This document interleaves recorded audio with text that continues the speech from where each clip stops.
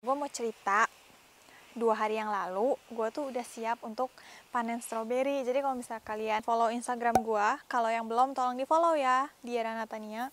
Kalian pasti udah tahu kalau 2 hari yang lalu stroberi gue itu hilang. Padahal gue udah siap untuk panen dan gue bete banget kan. Jadi nih ya, gue kasih lihat lagi stroberi gue. Kan ada yang besar banget nih tumbuhannya dibanding yang lain ya. Yang ini kan besar. Sebenarnya yang ini 1, 2, 3 itu tuh waktu itu udah siap panen, kayak ada 7 apa 8 gitu. Udah merah-merah banget tapi ujungnya masih hijau. Jadi gue diemin 1 malam. Terus besokannya pengen gue panen kan. Pas gue mau panen pagi-pagi jam 8-an lah gue kesini gitu. Gak ada semua yang merah. Terus gue panik dong. Gue kira pacar gue ngambil apa gimana. Ternyata gue nggak sengaja kayak di sebelah sini tuh entah di mana itu ketemu batang bekas gigitan gitu. Jadi suspek gue mungkin dimakan burung. Nah setelah itu gue mengambil tindakan dong. Masa gue diemin ya kan. Jadi ini kalau kalian lihat baik-baik nih ya, ini kan ada tiang. Ini tuh sebenarnya ada tali. Kelihatan gak sih? Ini tuh sebenarnya ada tali tipis. Ini diajarin sama tetangga-tetangga gue, katanya kalau burung itu dia benci banget kalau sayapnya kena sesuatu. Jadi kalau dibikin kayak gini, ini tuh nggak akan kedatangan burung. Jadi tanaman kita tuh nggak akan dimakan burung. Nah ya udah, gue udah bikin dong kayak menghalangi burungnya datang gitu. Waktu keesokan harinya lagi, masih hilang lagi. Bete banget kan, masih hilang lagi. Dan yang lucunya adalah benang gua yang bagian bawah nih, itu tuh jadi agak longgar gitu. Jadi kayaknya kayak ditarik sesuatu gitu loh. Hari ini rencananya gue pengen bikin eksperimen. Stroberinya udah siap panen banget, udah enak banget tuh kelihatannya. Ini gue tutup kainnya. Terus kalau misalnya masih hilang, itu udah pasti bukan burung. Antara diambil orang atau diambil hewan yang lebih besar kayak misalnya fox. Oke, jadi kita udah sampai di kebun. Terus gue penasaran sih sama jagung gue, soalnya terakhir gue lihat udah lenyap dimakan sama hewan, sebagian sih, nggak semuanya. Tuh kan benar prediksi gue. Ini jagung gue yang tersisa hanya sedikit. Kebanyakan dimakan hewan, sedih banget ya.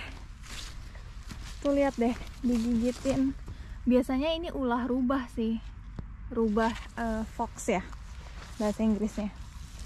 Tuh digigitin kayak gitu. Nggak cuma punya gue doang, punya tetangga juga tuh digigitin. Itu kesalahan gue juga sih. Soalnya kan ini tahun pertama gue coba nanam jagung, dan gue nggak tahu kalau ternyata hewan tuh sepinter itu gitu. Ini pelajaran banget sih buat gue. Guys, jadi kan kita udah nyampe ladang nih. Terus ternyata bener itu ada anak kecil lempar-lemparin tomat kita. Maksudnya kalau diambil terus dimakan sih nggak apa-apa, cuma dilempar-lemparin gitu kan. Udah gitu dikasih lihat ke mamanya. Mamanya kan ada tuh di sebelah. Mamanya malah bilang kayak, ih pintar ya bisa makan tomat gitu. Itu tomat gue.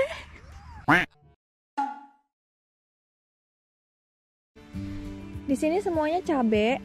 Cuma gue lupa udah pernah mention apa belum. Cabai-cabai yang gue tanam di sini itu semuanya dari bibit tahun lalu yang gue bikin sendiri.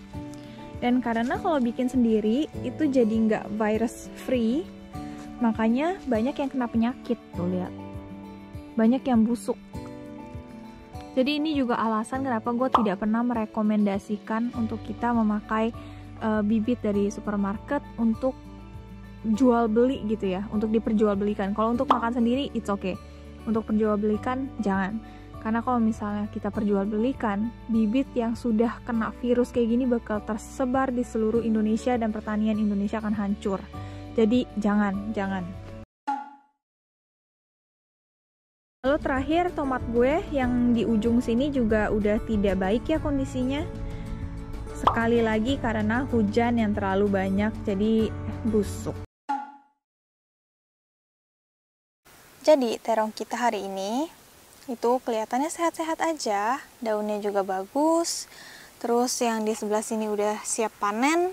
Nah, tapi di sini sebenarnya kalau kita lihat baik-baik, kita punya satu masalah serius, yaitu coba nih kita lihat. Nah, ini dia.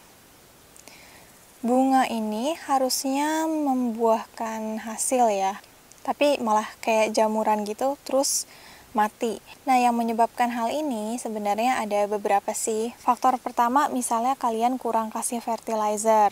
Kalau kekurangan nutrisi, biasanya tanaman tuh nggak mau membuat buah gitu. Terus ada faktor-faktor lain juga sih, misalnya kekurangan air, atau misalnya pH tanah nggak cocok, itu bisa juga. Nah, tapi yang paling penting ada satu lagi faktornya, yaitu kena penyakit. Kena penyakit jamur. Kalau case gue, karena gue kasih air setiap hari, terus gue juga kasih fertilizer yang sangat cukup, jadi gue asumsikan ini dikarenakan oleh penyakit.